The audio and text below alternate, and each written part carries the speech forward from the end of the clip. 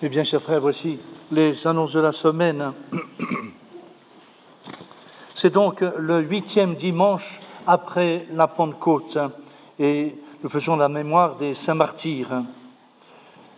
Nous aurons la messe ce soir donc à 18h à la chapelle Saint-Maurice. Et le chapelet donc ici à 16h15. Demain, lundi de la Féerie, nous n'aurons pas de messe demain matin ici. Il y aura la messe donc pour le camp des garçons et le camp des filles à 7h30.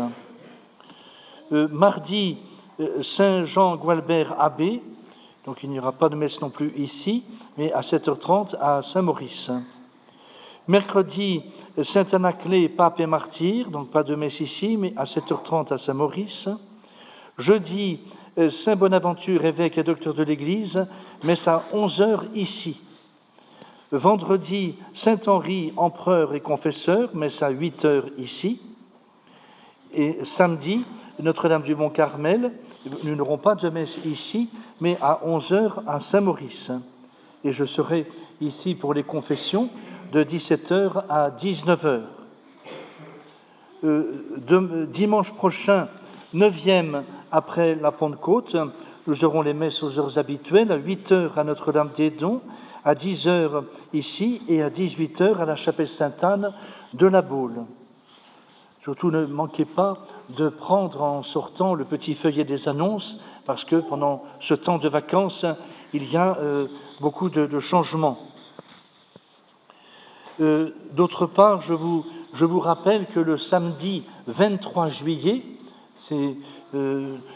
chaque année, nous allons à l'île-Dieu à l'occasion de l'anniversaire de la mort du maréchal Pétain, chef de l'État français, vainqueur de Verdun. Et nous irons donc cette année, ce 23 juillet, je célébrerai la messe à l'île-Dieu. Et ce sera donc le 65e anniversaire de la mort du maréchal, et puis le 100e anniversaire de la Grande Guerre 14-18. Ceux qui souhaiteraient nous accompagner, ne manquez pas de m'en aviser, éventuellement après la messe ou par téléphone, pour retenir la place pour la traversée en bateau, donc de Fromentine à l'île-Dieu. D'autre part, je tiens à vous remercier pour vos bonnes prières à l'occasion de la retraite de dames et jeunes filles que nous avons prêché donc la semaine dernière. Merci pour vos prières, et puis je rappelle à ceux qui souhaiteraient faire une bonne retraite spirituelle pendant 5 jours, vous avez des petits feuillets à votre disposition pour vous inscrire, il n'est pas trop tard de le faire. Enfin, dans un mois, un peu plus d'un mois, c'est la fête du 15 août, ne manquez pas à vous organiser pour venir participer à notre grande fête mariale à la chapelle Notre-Dame des Dons.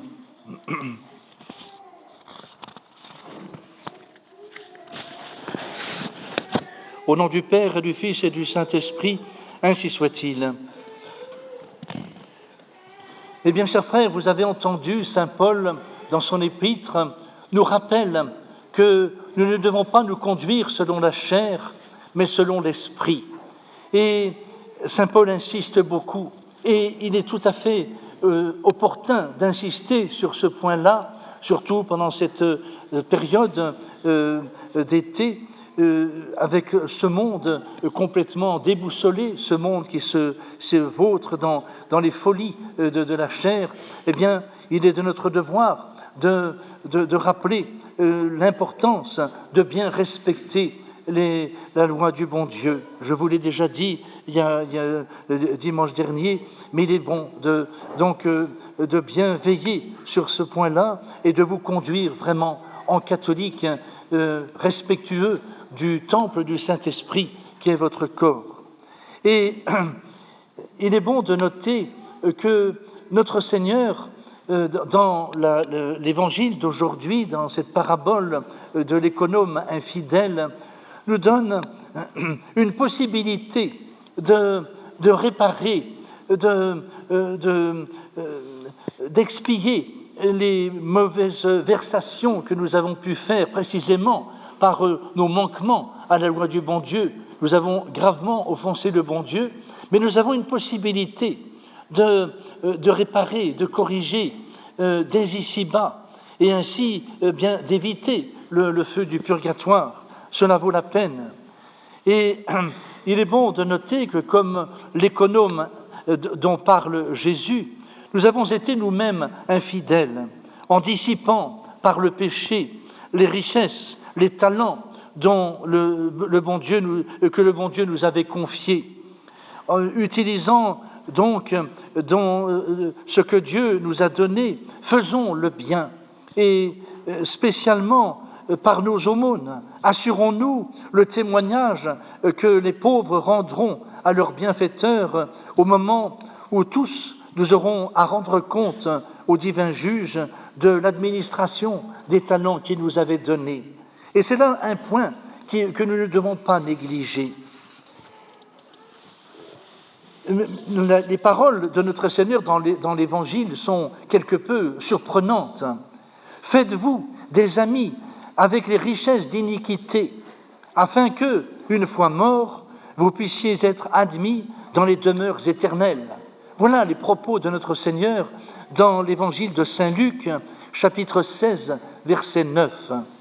Mais bien, chers frères, au jour terrible du jugement, ce n'est pas l'amitié qui nous prêtera secours, c'est l'aumône.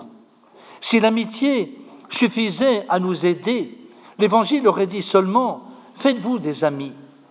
Mais pour nous montrer qu'elle ne peut rien toute seule, il ajoute « avec vos richesses d'iniquité, avec vos malversations, avec tout ce que vous avez pu faire qui n'était pas en conformité avec la loi du bon Dieu ». Et pour nous faire comprendre que notre ressource est dans l'aumône, dans nos bonnes œuvres, l'Évangile nous dira de mettre notre confiance non pas dans l'amitié des saints, mais dans l'amitié que vous gagnerez par votre argent et donc par vos aumônes.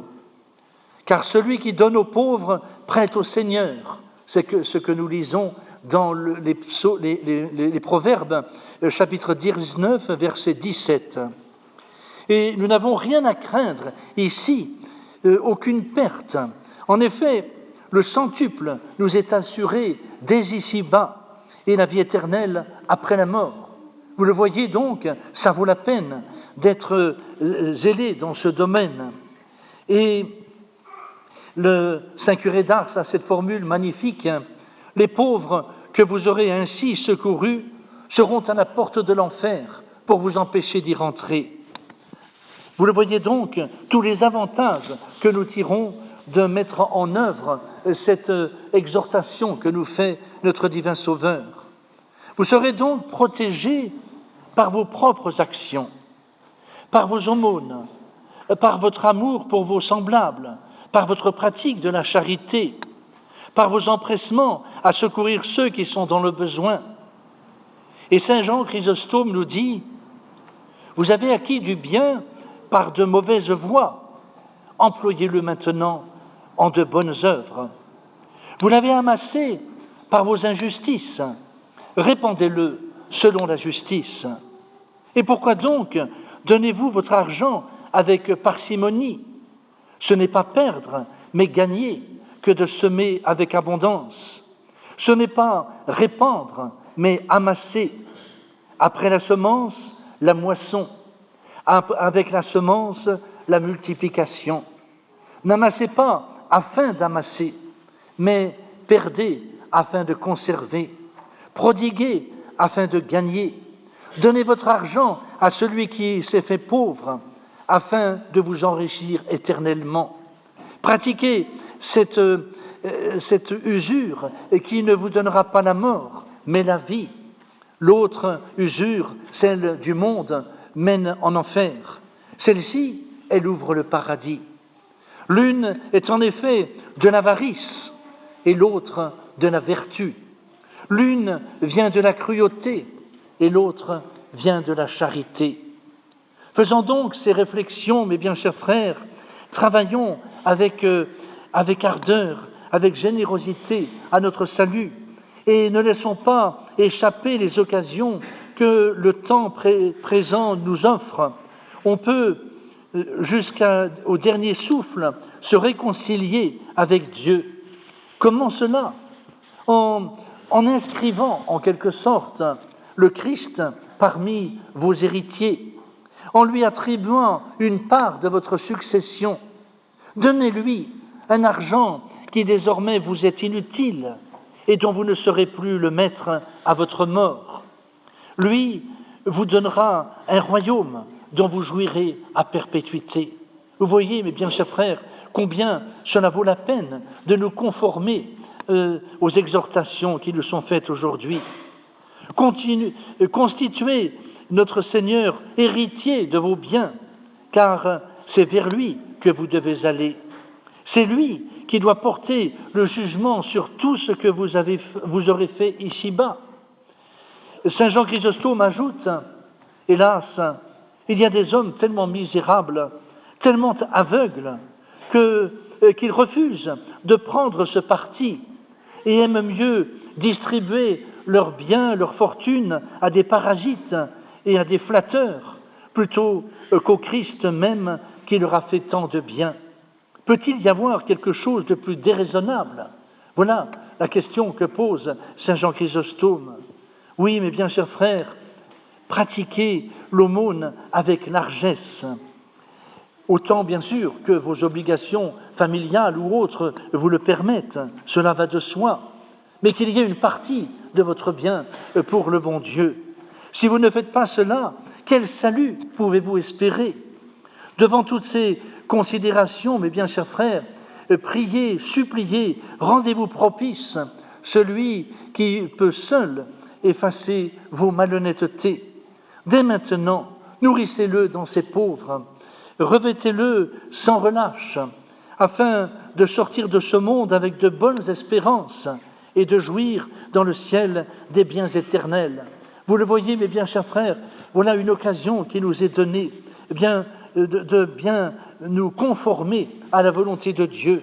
Et nous avons tout à gagner en agissant ainsi, surtout nous sommes tous coupables de quelques malversations depuis le commencement de notre vie, quelques malversations précisément en n'obéissant pas en tout à la loi du bon Dieu. Eh bien, nous avons là une occasion providentielle de corriger, de rectifier, d'expier, de réparer. N'y manquez pas, mes bien chers frères, le bon Dieu vous comblera, le bon Dieu vous récompensera. Voyez l'exemple merveilleux que nous avons du bon larron, ce bon larron qui a volé toute sa vie et qui, juste avant de mourir, a volé le paradis. Mais s'il a pu conquérir le paradis avant de mourir, c'est précisément parce qu'il a réparé. Il a réparé en acceptant le châtiment qui lui avait été infligé à cause de ses méfaits, et en même temps en faisant cet acte de foi admirable à l'adresse de notre Seigneur Jésus-Christ. Et notre Seigneur a récompensé immédiatement cet acte de justice, cet acte de foi accompli par ce misérable, et c'est comme cela qu'il a pu conquérir le ciel. Eh bien, ne désespérons jamais, mes bien chers frères, soyons zélés à œuvrer à notre salut, et bien sûr, soyons des apôtres auprès de ceux qui vivent selon le monde pour essayer de les ramener à Dieu et de leur faire comprendre qu'il n'est jamais trop tard pour se convertir, pour mettre bon ordre à ses affaires et pratiquement les affaires du monde, et ainsi se préparer à conquérir le ciel. C'est la grâce que je vous souhaite au nom du Père, du Fils et du Saint-Esprit, ainsi soit-il.